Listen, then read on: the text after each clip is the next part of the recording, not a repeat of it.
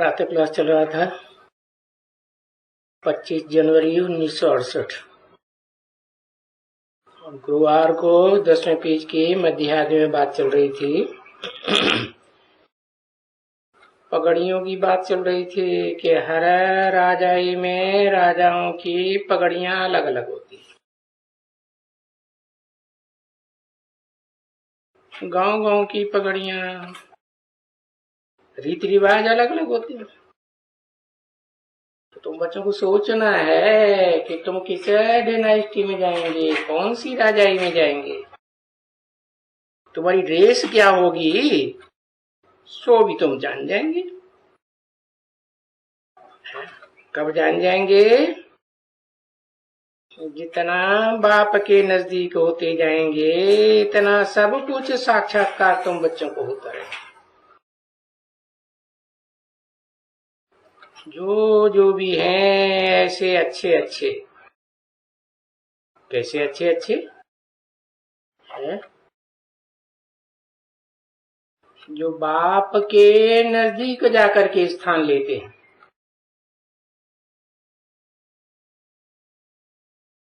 ऐसे अच्छे अच्छे जो भी हैं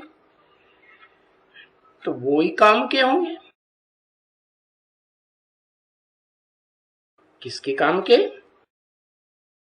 अरे बाप जो आया हुआ है नई दुनिया की स्थापना कराने के लिए,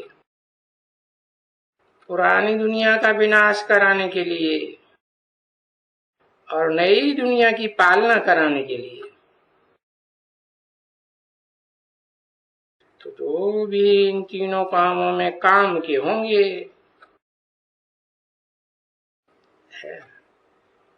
तो अच्छी सर्विस भी करेंगे ना। तो ऐसों को कोई कोई को साक्षात्कार होते हैं।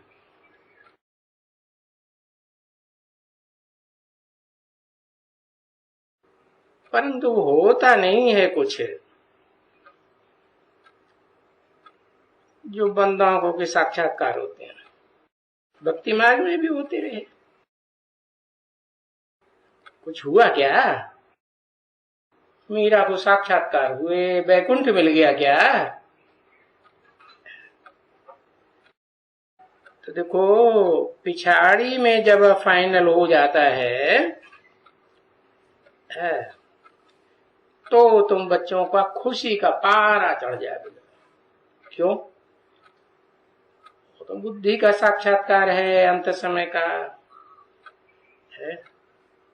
सदाकाल की बात बुद्धि में बैठ जाती है। कोई क्षण भंगुर थोड़े समय के लिए साक्षात्कार हुआ और खुश हो गए, ऐसा तो नहीं है।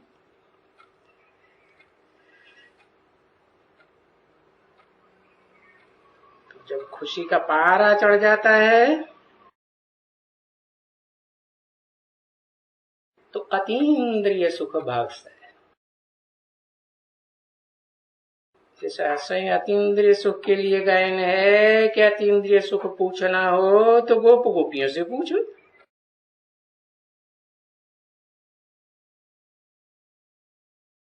और वो गोप गोपियां भी नंबरवार है ना, कि एक जैसी है। अरे 16,000 गोप गोपियां गाई हुई हैं तो अंत तक खुशी का पारा प्रत्यक्ष होता रहेगा ना। अंत तक निकलेगा। और यहाँ क्या पूछे? कहा 68 की बात बताई। जो बंद आंखों के भक्ति मार्ग की साक्षात्कार में जाते हैं क्या अंतर है? बुद्धियोग का साक्षात्कार और भक्ति मार्ग का बंद आंखों का साक्षात्कार या खुली आंखों का भी साक्षात्कार कोई कोई को होता है। उसमें अंतर क्या है? अंतर यह है कि बुद्धि का साक्षात्कार सदा काल के लिए स्थायी और बंद आंखों का साक्षात्कार है भक्ति मार्ग वाला साक्षात्कार है ना। तो वो आज खुशी है और कल नहीं है, अल्पकाल की खुशी है। तो पीछे उनसे क्या पूछें खुशी के बारे में? तो उन्हें बताना चाहिए कि जो सही अच्छी रिजल्ट है वो है ही पिछाड़ी की।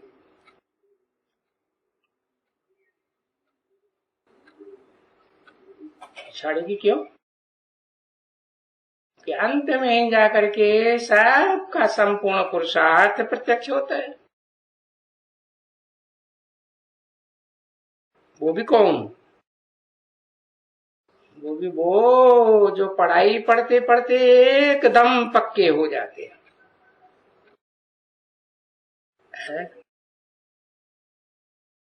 पढ़ाई में और याद में और सेवा में एकदम मजबूत। तो फिर वो अंत में साक्षात्कार करेंगे और खुशी होगी।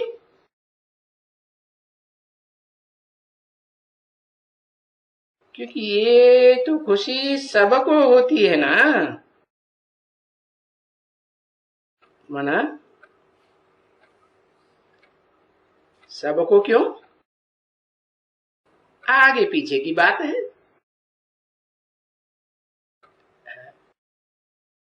अपने जन्मों का साक्षात्कार होगा ना सबको।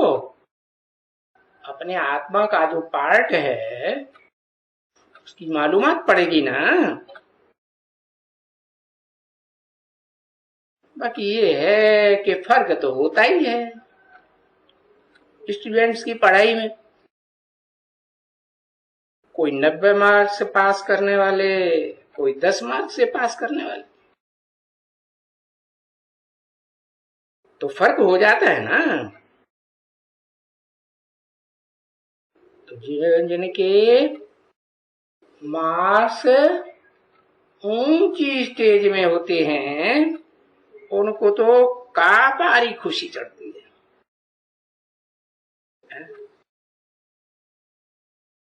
कापारी खुशी होने कपाल होता है ना। ये तो सबसे ऊंचा है। तो कापारी खुशी उनको होगी। उनको दुख होगा कोई? दुख का नाम निशान नहीं रहेगा।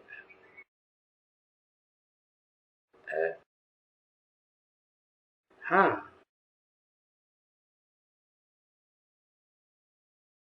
दुख किनको होगा? दुख उनको होगा उनको खुशी नहीं रहेगी क्योंकि उन्होंने पढ़ाई नहीं पढ़ी। पढ़ाई पर उतना अटेंशन नहीं दिया है। पढ़ा तो लेकिन लापरवाही से पढ़ा और नापास हो गया। तो ये भी ऐसे होंगे, अच्छे अच्छे भी होंगे। और वही होंगे ना ऐसे। कैसे? तो अपन को नापास अनुभव करेंगे। सोचेंगे अरे हमने पढ़ा भी और नापास हो गया। हम ऐसे हो गए। अच्छा, अब हो गए सो हो गए। अभी क्या करेंगे?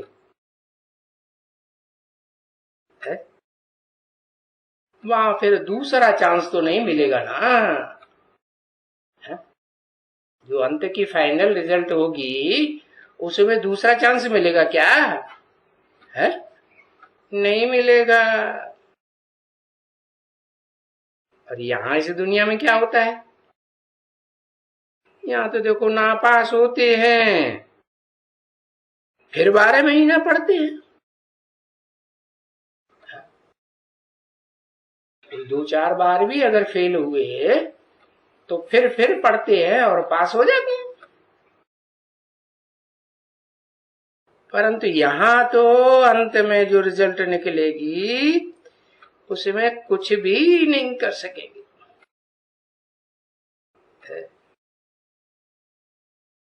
सो भी अभी दिन प्रतिदिन ऐसा माहौल बनता जाएगा, बिगड़ता जाएगा माहौल, कि अशांति दुनिया में बढ़ेगी तो पढ़ाई तो कर ही नहीं पाएंगे। हाँ, आगे वाले भले थे और अभी आते भी हैं, स्वभाव संस्कार से नजदीक भी आते हैं।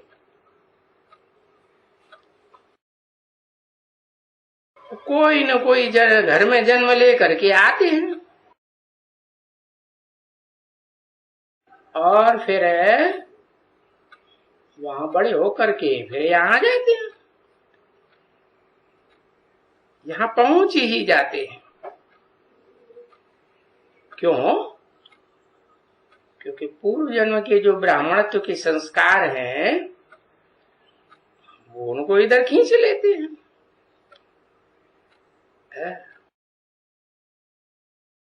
अभी जब दिन ही कमती होते जा रहे हैं, इम्तिहान फाइनल नजदीक आता जाता है ना,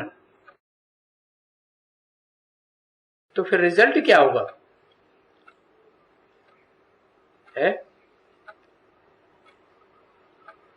यूं दिन प्रतिदिन ऐसे समझते जाएंगे ना,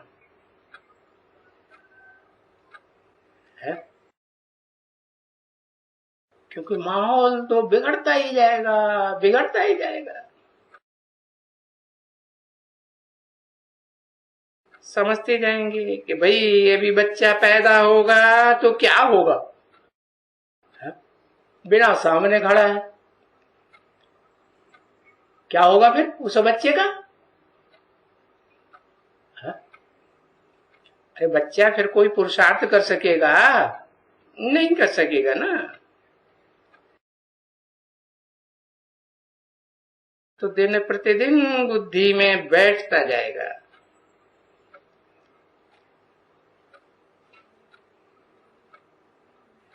इसलिए यहां समझाया जाता है क्या कि स्थापना तो प्रत्यक्ष होती है और विनाश है।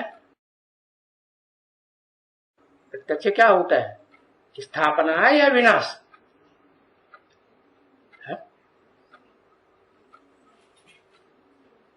दोनों। अच्छा, अरे पांडव पति के द्वारा पांडवों की गुप्त स्थापना होती है और विनाश का कार्य प्रत्यक्ष होता है। देखो, यज्ञ के आदि में भी एक तरफ ब्राह्मणों की दुनिया में रिहर्सल चल रही थी, शूटिंग हो रही थी, और बाहर की दुनिया में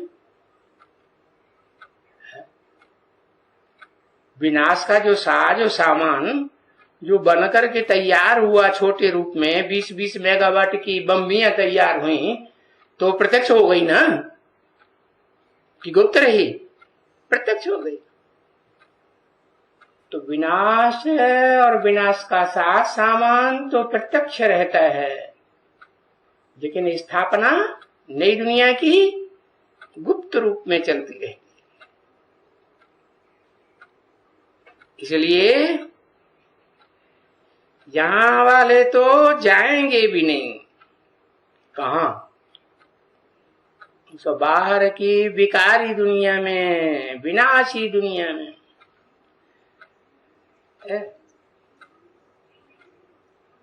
क्योंकि यहां आने के बाद जैसे कि वो विकारी दुनिया तो फिर भूल ही जाती।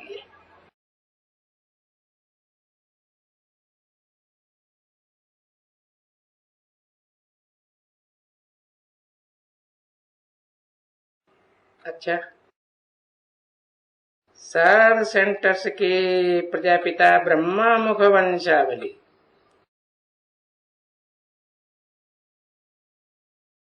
सर्वोत्तम ब्राह्मण कुलभूषणों को क्या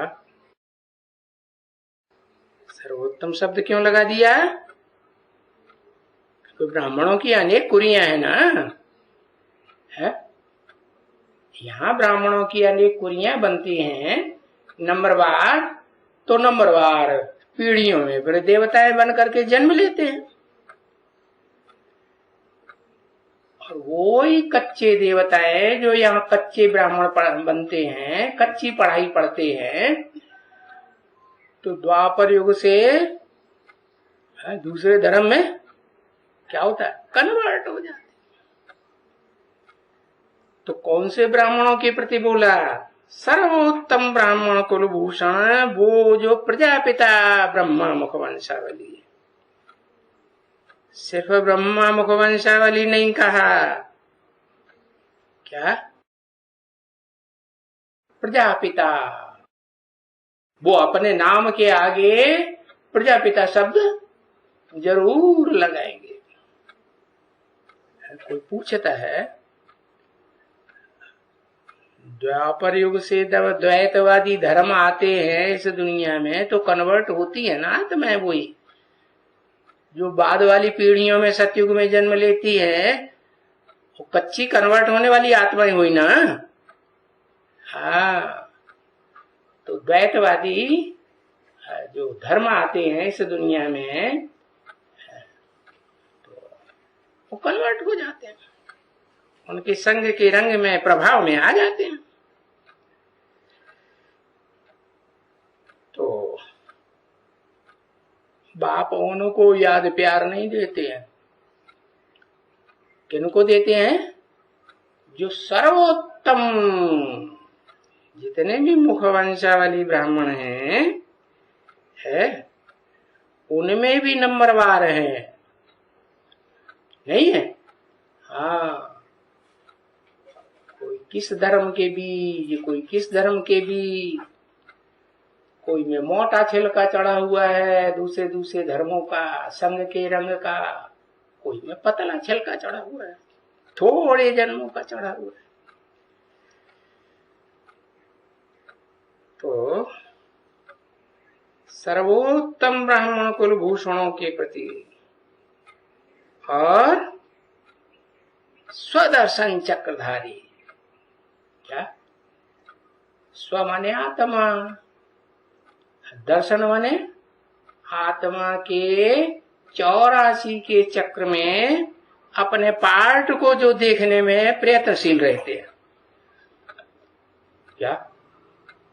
84 के चक्र में इस दुनिया में हमारा सतयुग के आदि से लेकर कलयुग के अंत तक कुछ पार्ट नंबरवार होता है ना, है?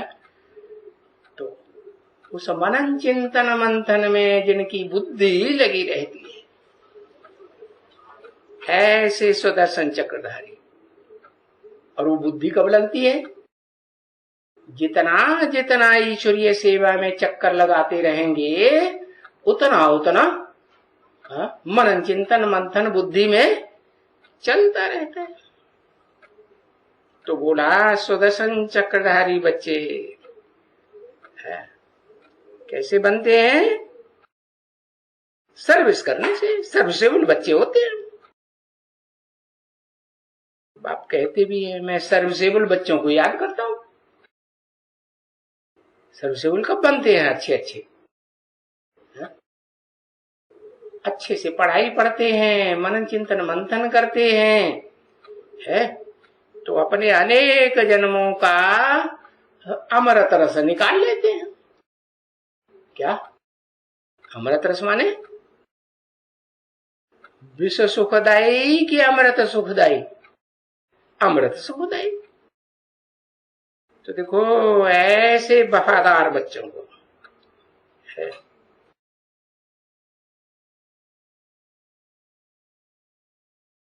बेवफा नहीं बनते हैं। किसके साथ? ऊपर वाले के साथ। हाँ, जिसमें प्रवेश करते हैं मुकर्रर रथ में, उसकी बात बताई।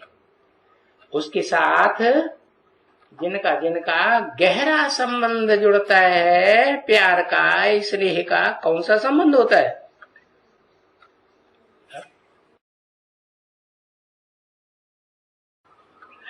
पति पत्नी का संबंध सबसे गहरा होता है। तो जो ऐसा संबंध नजदीकी जोड़ते हैं, नजदीक आने वाले हुए ना, है? तो ऐसे पति पत्नी के संबंध में वफादार रहने वाले, क्या पति पत्नी के संबंध की जो अंदरूनी बातें होती हैं, वो दूसरों को जाके बताने लगे, हमने ऐसा किया, हमने वैसा किया, है? तो वो किसकी बात हुई? वो तो वैश्याओं की बात है? तो वफादारी की बात बताई। जो वफा निभाती हैं, निभाते हैं और बड़े फरमान बरदार बन करके रहते हैं। क्या किस संबंध में फरमान बरदारी है? फरमान मिला और तुरंत करे। किसका फरमान? जो बाप है, टीचर है, वो तो फिर भी छोड़ देते, लेकिन सदगुरु के संबंध में माफ नहीं होता है? हाँ, कड़क संबंध है। तो बताया सदगुरु के संबंध में फरमान बरदार और आज्ञाकारी। किस संबंध में आज्ञाकारी? बाप और बच्चे के संबंध में आज्ञाकारी।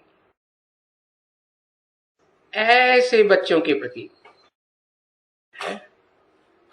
होंगे तो नंबरवार पुरुषार्थ अनुसारी कि एक जैसे होंगे? क्या है? आज्ञाकारी, वफादार, फरमानबरदार, ईमानदार एक जैसे तो नहीं होंगे ना? हाँ? तो आज गुरुवार के दिन है, मधुबन निवासियों और बाप दादा का याद किया। मधुबन निवासियों का भी प्यार मिलता है उनको। किनको? जो प्रजापिता ब्रह्मा मुखवंशावली बनते हैं नंबरवार, उनको ऐसे नहीं कि जो मधुबन में अभी रहे पड़े हैं 68 में, उनका स्नेह नहीं मिलता है, याद प्यार नहीं मिलता। नहीं, अंदर अंदर से वो जानते हैं क्या ये श्रेष्ठ है, ये हमारे मुकाबले नीचे है, श्रेष्ठ है, अंदर अंदर से समझते हैं।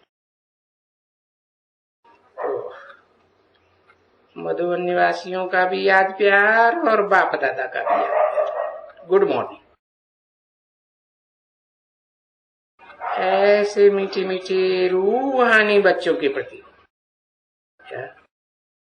हाँ, जिस्मानी याद में रहने वाले बच्चों के प्रति नहीं बताया, जो देह के ही सुरक्षा के धंधों में लगे रहते हैं। नहीं, कैसे बच्चे? जो रूहानी स्टेज को कायम रखने के पुरुषार्थ में लगे रहते हैं, ऐसे बच्चों के प्रति क्या है? किसी ने कहा जयपुर जाना है, जयपुर जाते हैं। हेलो जयपुर वाले पार्टी है, और जयपुर के मधुबन निवासी बच्चों को भी रूहानी बाप दादा, रूहानी बच्चों का, सभी रूहानी बच्चों के प्रति हर एक अपने अपने नाम पर याद प्यार स्वीकार करे।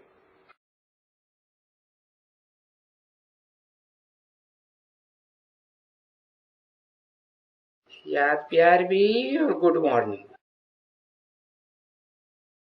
गुड मॉर्निंग क्यों कहा? हा? अभी तो इस दुनिया का अंत हो रहा है ना, ज्ञान सूर्य छिपने वाला है। 68 की वाणी है ना, 68 में जो ज्ञान सूर्य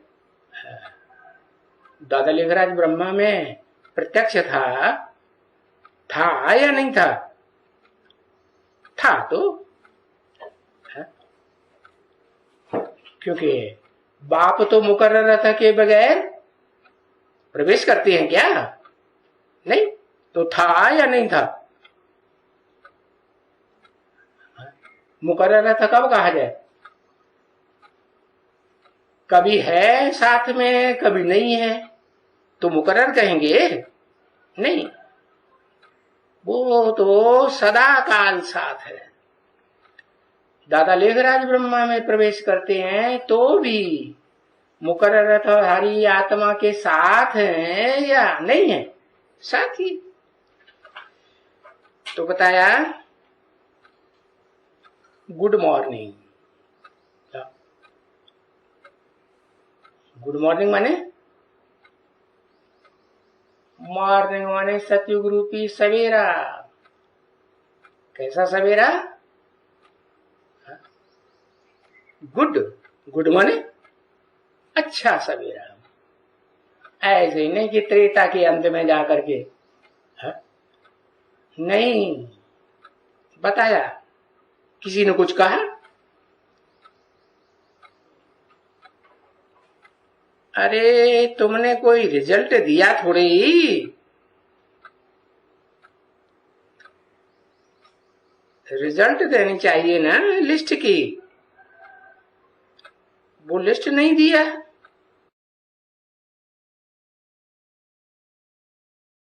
रूहानी बाप व दादा का याद प्यार गुड मॉर्निंग। रूहानी बच्चों प्रति रूहानी बाप की नमस्ते।